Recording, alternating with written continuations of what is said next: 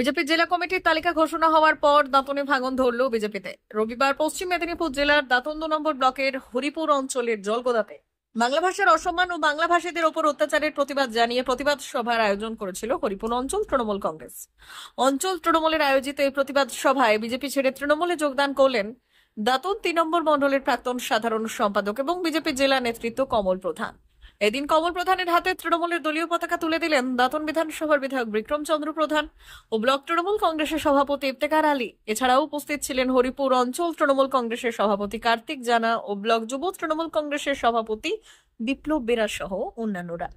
তৃণমূলে যোগদান করার পরেই বিজেপির বিরুদ্ধে বিস্ফোরক মন্তব্য করলেন হরিপুরের বিজেপি নেতা কমল প্রধান। তার বক্তব্যে বিজেপির জেলা সভাপতিকে চোর বলতেও শোনা যায়।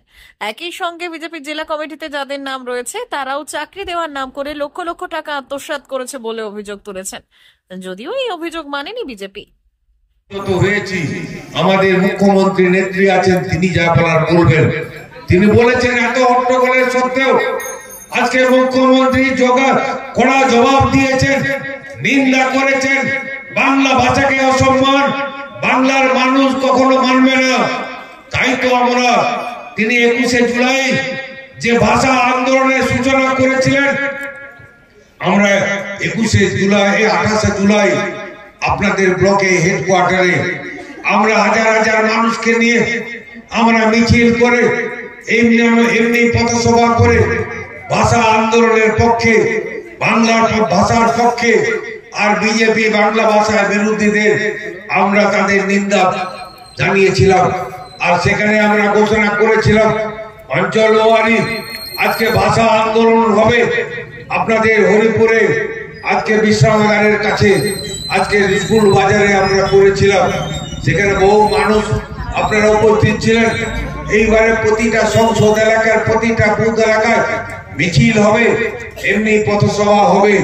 মানুষের কাছে আমরা উপস্থিত থেকে বাংলা ভাষার অসম্মান, আমার বাংলা মাকে অসম্মান করছে, সে বাংলা মাকে অসম্মান আমরা মেনে নেব না। বাংলা ভাষা মানে বাংলা মানে আমার বাংলার মা, তুমি সেই মাকে অসম্মান করছো, তুমি কোথায় যাবে সেই রাস্তা খুঁজে পাবে না। বাংলার মানুষ এত ক্ষিপ্ত হচ্ছে আস্তে আস্তে। সবাইকে লক্ষ্মী ভান্ডার দিচ্ছে, স্বাস্থ্যসাথী দিচ্ছে, কৃষক বন্ধু দিচ্ছে, রূপশ্রী দিচ্ছে, সবকিছু দিচ্ছে, তাহলে বিজেপি কেন দেবে? এটা প্রশ্ন করতে হবে। আজকে যিনি বিজেপি থেকে আমাদের দলে এসেছে, আমি ওনাকে আমার দলে ওয়েলকাম জানালাম, সাধুবাদ জানালাম। আপনাকে মাইক ধরে সেই চিটিংবাজদের কথাগুলো বলতে হবে। আপনাদের প্রতি তারা কি অন্যায় করেছে আপনি বলছিলেন কি বিজেপির নেতা যিনি বিজেপির জেলা সভাপতি উনি কি কি করেছেন আপনি বলেছেন।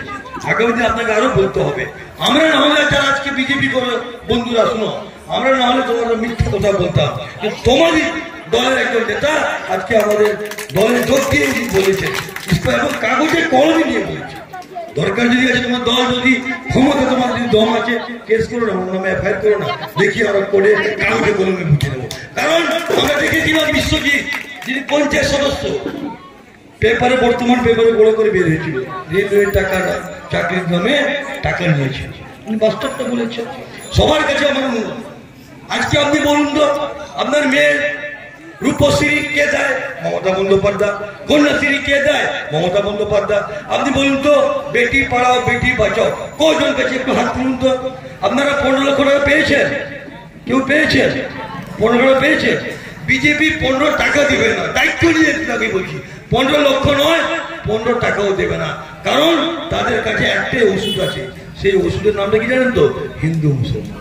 ওই ওষুধ থেকে একটু সাবধান থাকুন। কমল প্রধান অঞ্চল তৃণমূল কংগ্রেসে নেতৃত্ব দেওয়ার মতো যোগ্যতা রাখে, আমরা তাকে কিন্তু সেই জায়গায় আগামী দিন জায়গা করে দিব। আমি তৃণমূল কংগ্রেসের একজন সাধারণ কর্মী হিসাবে আমি মনে করি একটা বিষয় যেটা আমি আপনাদেরকে বলতে চাইছি, যে আমি দেখি যে নির্বাচনে লড়াই হয়, প্রত্যেকটা নির্বাচনে কেন্দ্রীয় বাহিনী দেওয়া হয়, তারপরে যখন রাজনৈতিক লড়াইয়ে যখন মমতা বন্দ্যোপাধ্যায়ের সঙ্গে একটা ভারতীয় জনতা পার্টির দল যখন কোন নির্বাচনে রাজনৈতিক ভাবে পেরে উঠতে পারছে না, তখন দেখছি বাংলাকে নানানভাবে বঞ্চনা করা হচ্ছে। বাংলার 100 দিনের টাকা বন্ধ করা হচ্ছে, গরিব মানুষের আবাস যোজনা বন্ধ করা হচ্ছে, গ্রামীণ রাস্তাঘাট বন্ধ করা হচ্ছে। অত্যন্ত পরিতাপের বিষয় যে ভারতীয় বিচার ব্যবস্থা আজকে তৃণমূল কংগ্রেসের বিরুদ্ধে, আজকে সিবিআই তৃণমূল কংগ্রেসের বিরুদ্ধে, আজকে ইডি তৃণমূল কংগ্রেসের বিরুদ্ধে, নির্বাচন কমিশন তৃণমূল কংগ্রেসের বিরুদ্ধে, সর্বোপরি সংবাদ মাধ্যম গদি মিডিয়া যাকে আমরা বলি তারাও তৃণমূল কংগ্রেসের বিরুদ্ধে। তাহলে কার ভরসায় প্রত্যেকটা নির্বাচনে মমতা বন্দ্যোপাধ্যায়ের জোড়া ফুল, বিজেপির এত উৎসাহ, এত অপপ্রচার, এত কিছুর পরেও প্রত্যেকটা নির্বাচনে যত দিন যাচ্ছে বাংলায় তৃণমূল কংগ্রেস দিন দিন অধিকতর শক্তিশালী হচ্ছে। কেন জানেন? এই সব কিছুর বিরুদ্ধে মমতা বন্দ্যোপাধ্যায়ের সঙ্গে, তৃণমূল কংগ্রেসের সঙ্গে, জোড়া ফুলের সঙ্গে বাংলার 10 কোটি মানুষ আছে এই দাঙ্গাবাজদের বিরুদ্ধে, এই নরেন্দ্র মোদীর বিরুদ্ধে। যার জন্য আমি অপেক্ষা করছিলাম, কিন্তু এখানে যিনি মন্ডলে আপনার ব্লকের সহসভাপতি কার্তিক দাস সহ আমার বুথে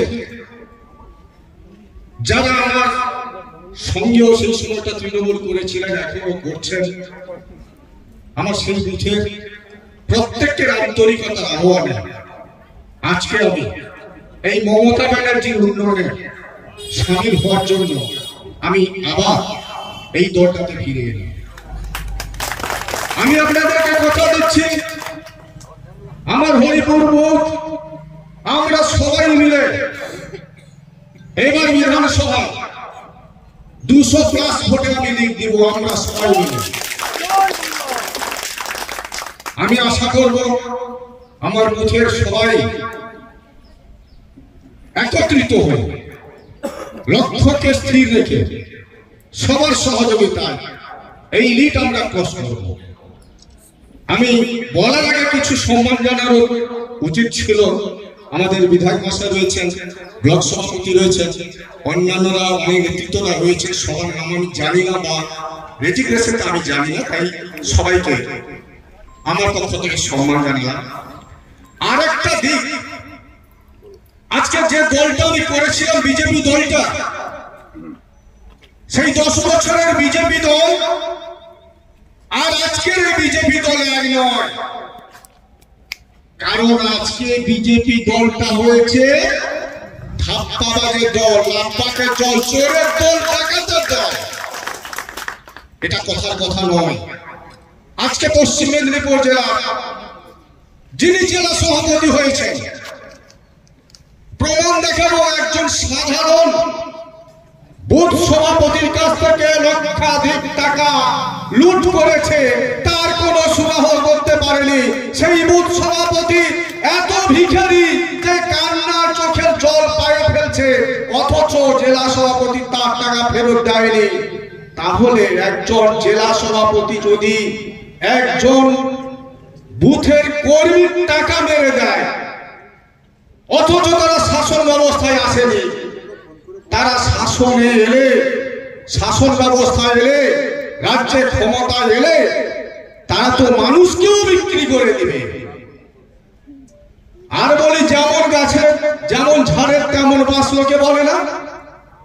তার কমিটিতে যিনি আবার রয়েছেন জেলা সভা, জেলা কমিটিতে যিনি রয়েছেন, আপনারা জানেন 6-7 মাস আগে বা একটু আগে রেলের চাকরি চুরি প্রতারণায় গ্রেফতার করা হয়েছিল। জানেন কি?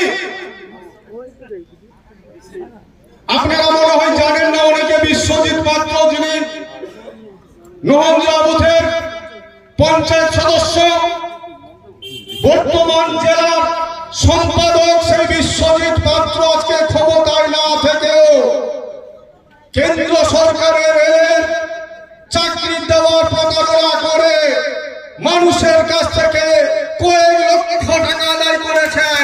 তার দায়ে জেল খেটে এসছে। সেই চোর গুন্ডা বদমাশের দলে আমরা থাকতে চাই না বলে আর মমতা ব্যানার্জির উন্নয়নে সামিল হওয়ার জন্য আজকে আমি এখানে আবার ফিরে এসে আমি নিজেকে গর্ব অনুভব করছি। আমি আগামী দিনে আরো কিছু বলবো। শেষ কথা এবং লাস্ট কথা, লোকে বলে না এই গলি সে কোন হ্যায়, এখন হচ্ছে ওই গলিতে কোন হ্যায়। না পশ্চিম মেদিনীপুর জেলা সভাপতি চোর হ্যাঁ।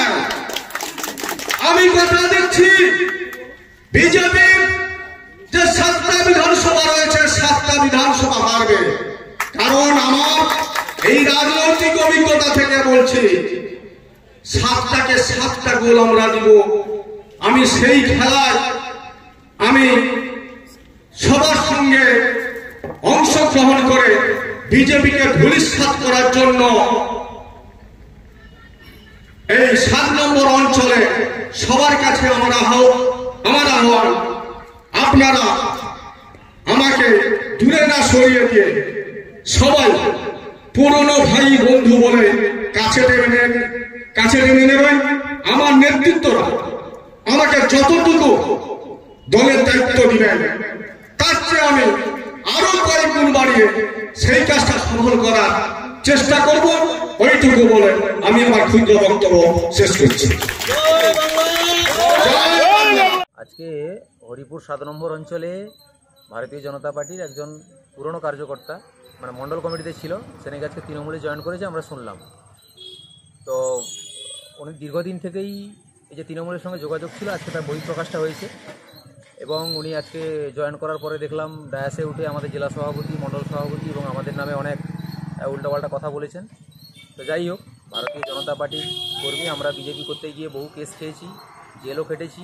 আমাদের সারা পশ্চিমবঙ্গে 250 কর্মী প্রাণ দিয়েছে, বহু কর্মী প্রাণ দিতে প্রস্তুত বিজেপিকে ক্ষমতায় আনার জন্য এবং বহু লোক এখনও কেস খেটেছে বা এখনও জেল খাটছে বা আগামী দিনেও খাটতে প্রস্তুত।